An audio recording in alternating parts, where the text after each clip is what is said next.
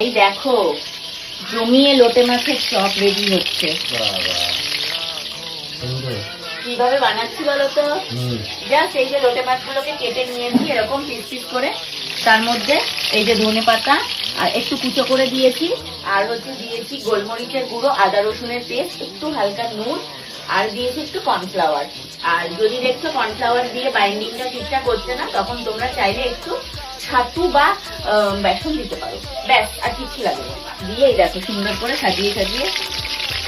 আর লোটে মাছ এমন একটা মাছ খুব তাড়াতাড়ি সেদ্ধও হয়ে যায়, মানে ভাজাও হয়ে যায়। লোটে মাছের পকোড়া এত ভালো লাগে। ওই দেখো ওইদিকে হচ্ছে এখন কফি, আর তার সাথে হবে লোটে মাছের পকোড়া।